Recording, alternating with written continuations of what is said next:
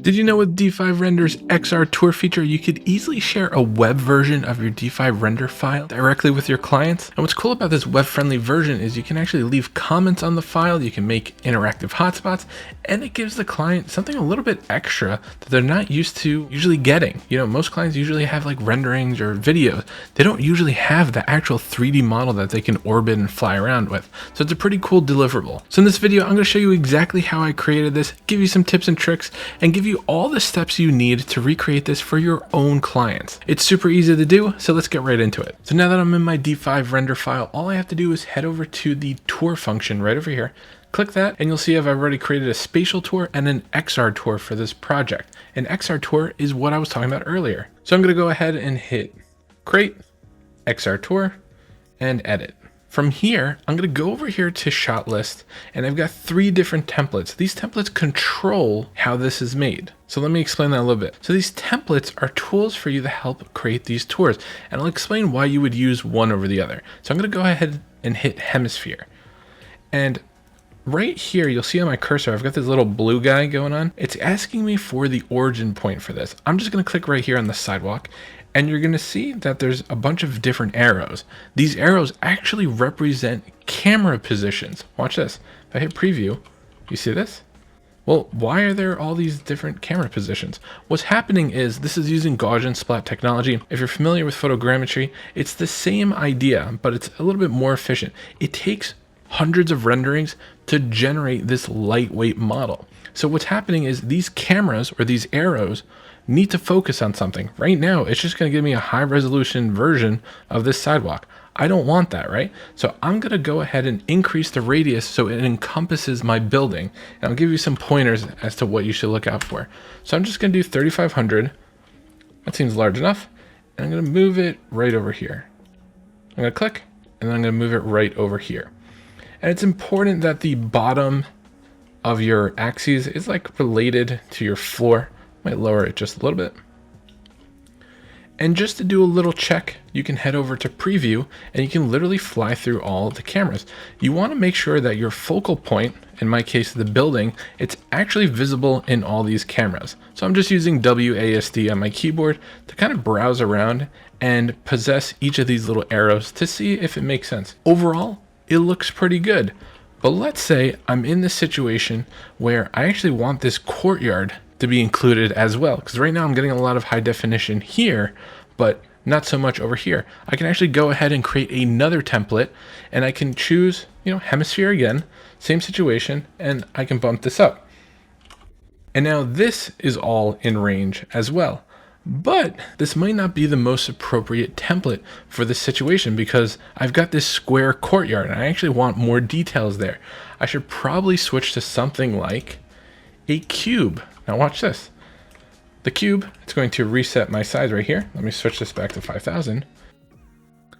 And now this is a little bit more appropriate because now all these faces, watch this, I can actually toggle them on and off, are going to look either down or from the side and give me a much better idea of what's going on with this. So again, if I were to preview this, look at this, I'm getting all these different details of the plaza, making sure nothing's missed. That's great. If there's anything of high detail that's required, add a template. You could even do it for the building itself. If you find that there's too much context here, you can go ahead, add a template. I'm going to go here, add a cube, and let's say this area right here is super, super important. I'm going to go click this guy. I'm going to switch over to move mode, move this guy over, and I'm just going to expand this a bit. And I'm just clicking and dragging because I don't know the exact numbers, but this feels about right. Perfect.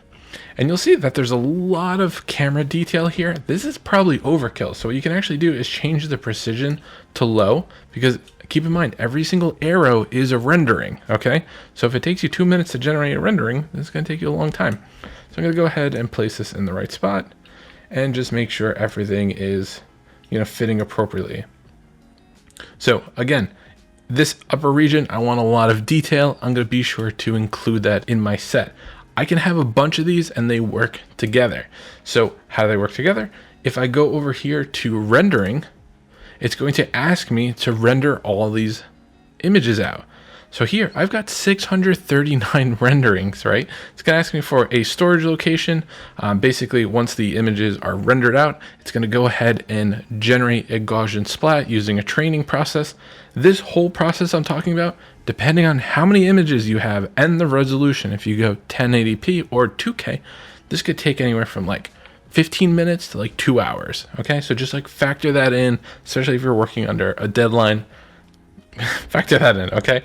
I don't want you to be like super excited and then you go to do this on a project and you realize, oh crap, I've got a deadline in 20 minutes. This is like a nice extra deliverable. I wouldn't do this unless I have the time. So once you locked it in and you're happy, you're gonna go ahead and hit render. I've already rendered this, so I'm not gonna click that now. Once it's done, it's going to ask you to publish. And what will happen is it'll go ahead and send it over to your show reel. And you'll see something like this. Once it's all done, it's going to be ready and it's going to ask you to edit your project. This one doesn't say ready because it's ready to share. So I'll show you the two versions. So before we go into the final setup, I do want to show you what happens if you don't use the correct hemisphere settings. So right here, this is another project I was working on, Catalano house. It has this really large swooping roof. And here I just did a hemisphere, which from far away, you know, the trees look great, the landscape looks great, but look down here. You see how this looks all muddy and gross? Well, this is a perfect example of why you would add something like that cube hemisphere just to get that extra data, okay? So if you're working somewhere and things are occluded, you know, like this area, the first floor is occluded by the roof because the cameras are looking down, you can add those hemispheres to get that extra data in, okay? So be sure you're adding multiple hemispheres if needed. And if you view the D5 render documentation, they refer to this as negative space. And this is where you have to be a little bit careful because if something's occluded, this kind of gets hidden, and that's why you need extra templates. So just be aware of that. I do want to point that out before you go ahead and hit render because this could be like a costly mistake. So now back to my show reel. When you're finally done training, you're going to have this little ready symbol. So all you have to do is left click, and now I'm not going to be able to open it because I need to edit it. And it's going to let us customize it as well as add any multimedia information. So I'm going to hit edit. And now you're going to see that I'm getting this little panorama editor that's going to load up. So now that's loaded up, I'm in the editor here. I can control where the default camera position is, what the FOV is, the clipping plane and everything. But on a scene level, I can toggle on and off these little axes. I can change the background color. Let's say I want to make it white for some reason. You can customize that. And if I want the publish file to allow comments, I'll leave it on just so you could see it. And all you have to do is hit share. It's going to ask you which mode you want. Just for the sake of time, I'll hit performance mode. Once it's successful, it's going to give me a link and I can rename this. I can call this XR tutorial. I can leave a description and I can either generate a QR code or copy a link to share with a coworker or the client. So I'm just going to hit copy link. Open up a new tab just so we could see it. Drop that in. And this is what your client would see. It's going to load up briefly, and this is exactly what your client would see. So check that out. I'm just using the left mouse click to fly around. Very, very easy. It's just orbiting around the project. So it's a fun little thing that they can kind of turnstile around.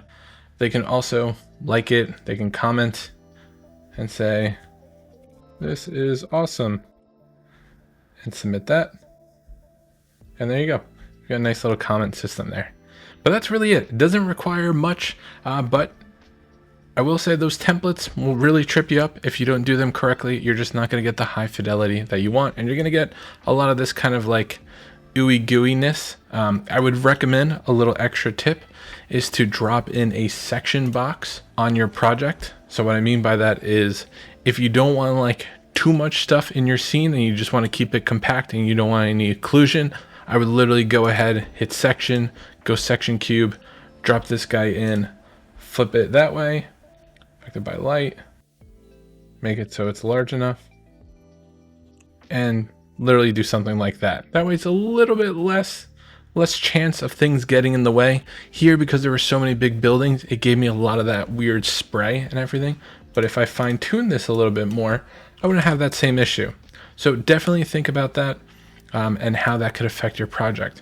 And remember, more hemispheres, more precision are going to lead to more renderings. But this does leave you with a pretty cool interactive thing for your client. You can even go ahead and drop in a media hotspot or web hotspot if you want to go that extra mile, and they can go ahead and like literally click, this area, and it would take them to a website. So keep that in mind. But anyways, wanted to share this. I think it's a lot of fun. If you have any questions on how to do this, let me know. I'll get back to you. And if you made it this far, please consider liking and subscribing. It really helps me out. I'll see you in the next one. Peace.